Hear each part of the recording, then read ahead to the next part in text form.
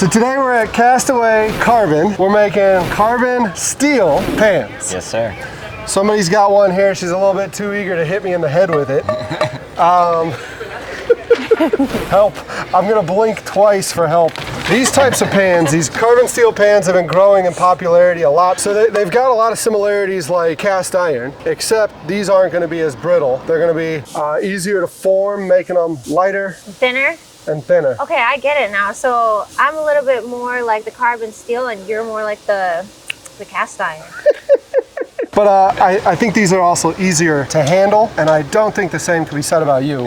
But like cast iron, they maintain and retain heat rather well, giving you a nice good sear on your meats, and they also season really well. And because of the seasoning, they're non-stick. But their non-stick aspects aren't going to wear out like a commercially non-stick pan will. All right, I got it. This is a lot of good information, but without like telling them everything, let's go show them. Let's go do the tour. So let's go grab a tour in here. This camera, stick with me now. Let's go in here. Yay!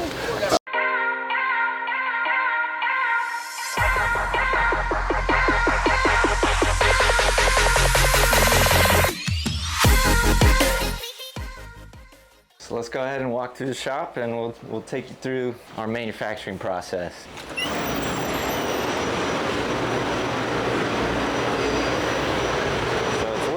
Out here, this isn't the only thing we make, so there'll be a lot of activity all around us the whole time, but we'll try to stay focused on the pans. We're cutting 12-inch Pioneer pans right now. Like I said, it's a 9,000 watt laser, cuts through the steel like it's nothing. It really doesn't feel, it's no work for it. So we cut out a sheet in about 10 minutes, and we get 36 Pioneer pans out of a sheet, which is about 70% usage. So what are you doing with the steel then? It just gets recycled afterwards? Yeah, so over there is where we put all our skeletons, and they'll get sold back to the steel manufacturers, and they'll melt it down and make new sheets out of it. So are we going to be able to see this thing in action? Yeah, or what are we yeah. I think he's getting it ready to burn right now. Is that all very technical stuff? It looks very technical. This is Mike. This dude's a wizard. I don't need any eye protection or anything, do I? No. So this green colored glass filters all the laser wavelengths and harmful wavelengths out of the light. So right now it's finding the edge of the sheet, so it knows where it is. It's going down and just probing off the edge. There you go. It's about to start cutting? Yep.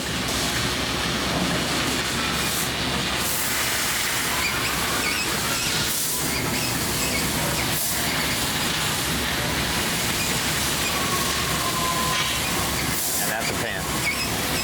That's a pan right there, huh? Yep. So these are 12-inch Pioneers. The whole sheet takes about 10 minutes to cut out. That is crazy. So this is the Pioneer pan it's cutting, so it means just the two grab handles, right? Yeah, it's kind of the lower profile, more designed for the oven. You can use it anywhere like you would a skillet, but it was designed to fit in the oven a little better. Gotcha.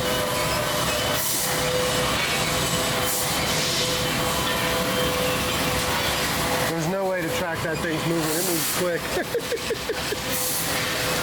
It moves quick. If you want now, it's a couple rows in, we could go ahead and open the door if you want to put the camera in the machine. Try it like right here? Yeah, you can just set it right on top of that little cover. Yeah, that'd be awesome. Pause it.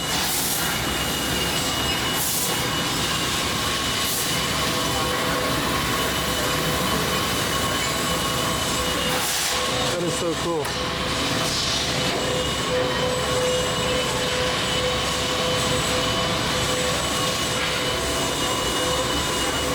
Don't touch the metal, huh? It's probably hot. It's actually not too hot since it cuts through so quickly. Really? That was unbelievable. I didn't know that was gonna happen. Can you do that again? Oh my God.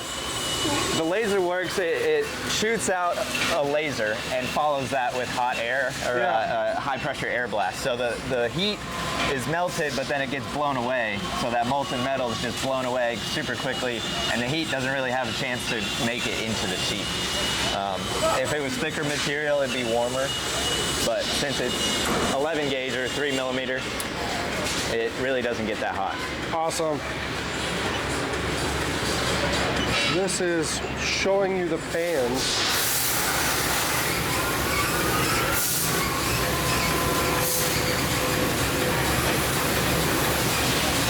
I'm sorry. This is really cool. Like this right here. I don't know for y'all watching if it's as cool, but like I'm like a kid on Christmas right now being able to see this. So. Yeah, so we buy our material 10 sheets in a bundle, and then usually we'll cut a whole bundle at a time. So it's this times 10 or whatever pans we're cutting at the time. And then they'll all get palletized and stacked up, ready to form. Michaela, what do you think? I think it's wild. I've never seen anything like this before. It's cool.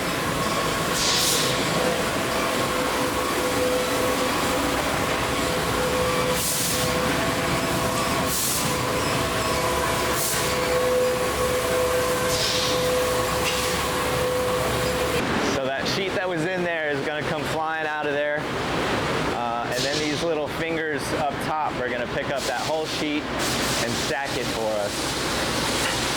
Just watch out, there's a light curtain right here, so between these yellow bars, just don't cross that line. That's the safety? Yeah. It's like a field trip. So here comes our material.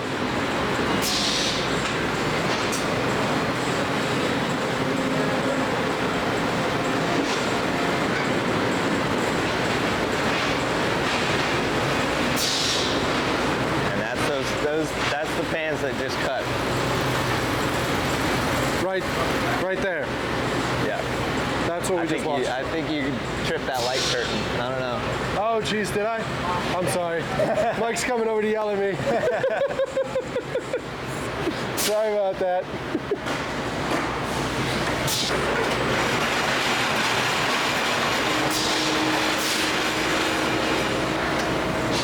So that pallet's gonna come up, and then he's just protecting our pans. So he's putting some cardboard down so they don't get all scuffed up.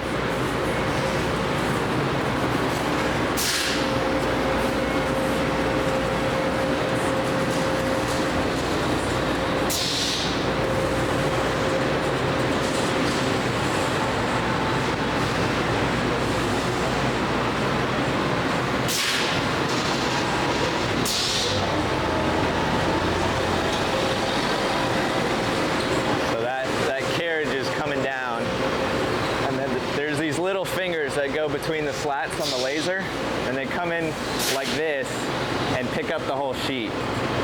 So they're there so that all the little parts don't fall out, and then it picks up the whole skeleton at the same time, and then it's manually broken out after it's off the machine.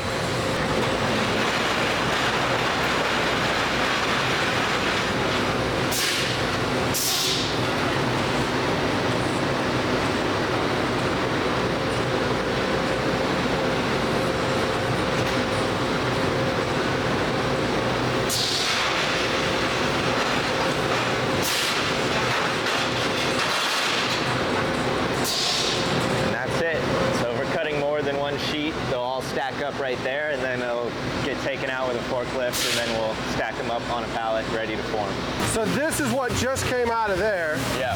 It comes over here, and they're just popping out the little inserts, huh? Yeah, yeah. So I call these a mustache.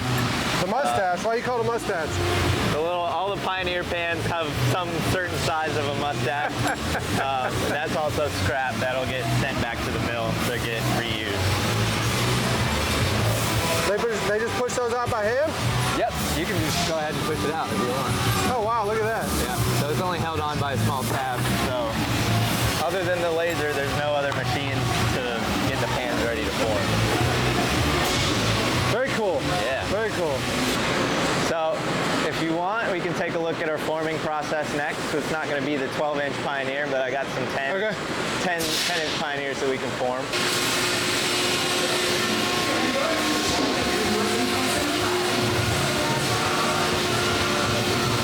So those little pieces of cloth on the side of the dies, they're Kevlar material, and they just protect the handle from the edge of the dies, just keep it from scratching as it's pulling into the die.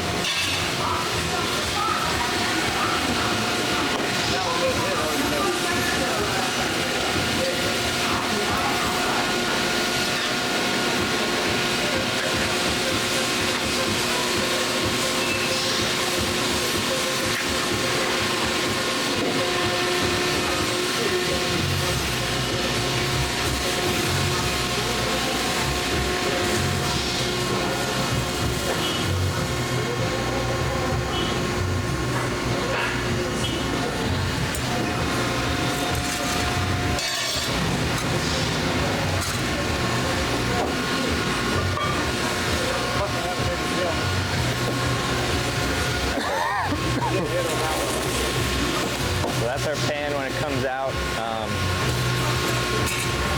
Next we'll go get deburred. These edges are kind of sharp, so we hand sand every pan, all the edges, and then we'll clean it off. We use Simple Green, it's non-toxic, just degrease cleaner. And then we'll season them with grapeseed oil just like you would have in your kitchen.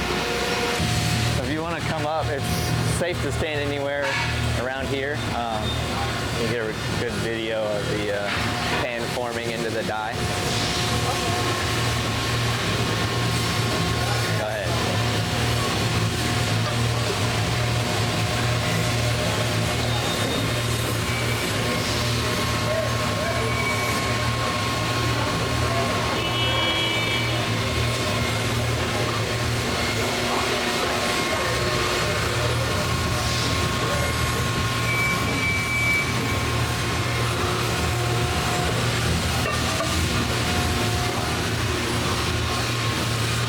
That's it.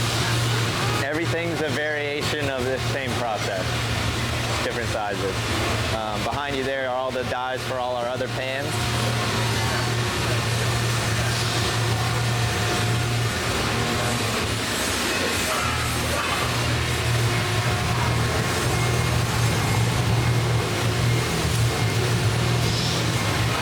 So it'll get darker when it gets seasoned, right? Yeah, so that oil polymerizes and turns a nice brown, purple.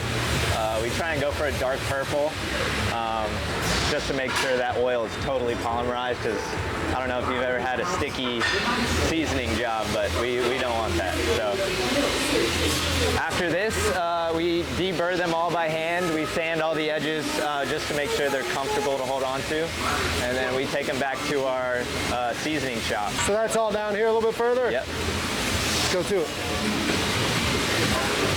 Thanks. Pound it. Well, I had oil on my hand. Hey, you don't think I want oil in my hand? So these pans are fresh out of the oven. That's for that dark color. So all our pans are ready to cook on when you take them out of the box. Behind you, we got some of our 12s. These are 12-inch skillets with spouts, and everything from cutting the material, forming the material, seasoning the pans, packing the pans, and shipping is all done right here in this shop. Yeah, so my buddy Kevin here, he's kind of our resident expert. What's up, Kevin? All right. Yeah, man, you? So all of our pans are shipped in 2 different boxes. Okay. So I don't know if you're familiar with chemistry, but our logo is kind of the chemical symbol for carbon, because we're a carbon steel pan. So the periodic symbol is the periodic symbol of carbon. Okay. So that's how we mark our sizes. Yeah, it looks like the element of table right there, right? Yep. That is cool. So all of our boxes are the same. We have two sizes of box. So everything's done with the insert in the box. So this is our 10-inch, and then you just saw them box up our 12-inch. The only difference is that insert that holds the pan.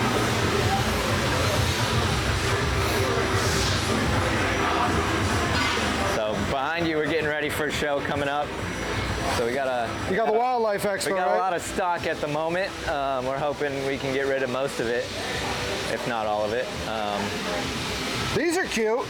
Yeah, so those are little 5-inch pans. They're not out yet. They're just kind of little freebies that we do at shows. Now, you say freebies, but I know plenty of chefs that would like that for just plating and presentation. Yeah, that was kind of the goal of it. I really love cooking a brownie in it and then throwing a scoop of ice cream on top. Yeah. They're just kind of whatever you want to do in them. They're super easy to season. They fit on any burner. You don't have to worry about the size. Yeah. Or if you got an induction or an electric stove, mismatching the size.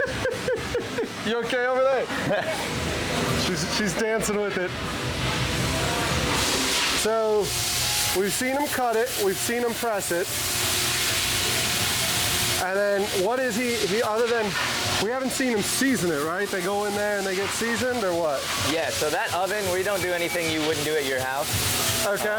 So we wipe oil on them, grapeseed oil on them, and then cook them at 450 degrees for about an hour. And they come out just like you would do in your home oven or on the stovetop at your house. All right, so what's next? That's it. I mean, besides this, they get shipped out. We slap a UPS label on them and ship them all over the country.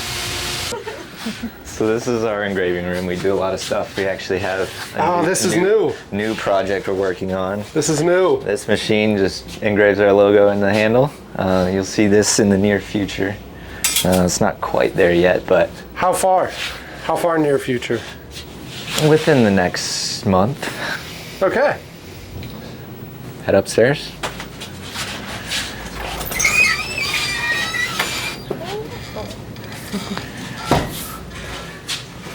We'll just head up here.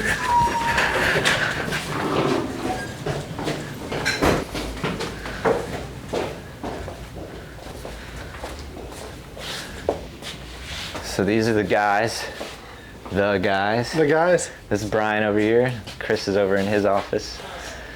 Brian's lost his voice. Yeah. So we're gonna go in and say hey to Chris. I had a rager last night on Wednesday. Surprise, surprise, right? Yeah, man. So what are we talking about? How'd you come up with Castaway? Well, in metal fabrication, decided, we enjoy cooking, both Brian and myself, and decided to try something that we enjoyed. Hunting and fishing, enjoying outdoor cooking, so we wanted a product that would kind of work with that. We had the equipment. We'd seen some pans out there and didn't see a market though that had one with, or didn't see a product that had carbon steel pans with pouring spouts. So we came up with that idea. We came up with a design. Andrew helped us with that on the engineering side, and that's how it all began. So the carbon steel is becoming a favorite amongst chefs and Sure. hobbyists. Yeah. What are some of the benefits of carbon steel versus its close relative, say, cast iron? Well, first of all, carbon steel is lighter, so it's about 35% lighter than the same size pan would be that if it were made out of cast iron. It's less brittle, so if you do drop these pans, it's less likely to crack or have that issue. They're more forgiving on the surface, so it doesn't rely so much on the seasoning because the surface is already smooth. So if you have a problem, a lot of folks that are dealing with cast iron, they get very, very worried if the seasoning comes off. These pans, if you lose a bit of your seasoning, the surface is so smooth that it's going to act as if it's perfectly seasoned like your grandmother's pan is over 20 years. So that's really the differences in them. And we're able to come up with so many more designs. So cast iron is going to be done through a casting process where you have a mold and then the molten steel is going to be poured into it. So it's very, very hard and challenging to kind of prototype anything because the expense to do so and tooling is very high. Here, with our equipment and the way we do things, we can test things very, very quickly. So we like to come up with new ideas. If we fail, we'll fail fast, fail often, and then it's on to the next one. So that's really how we, that's the differences in why our company is nimble and we can offer so many different products so quickly.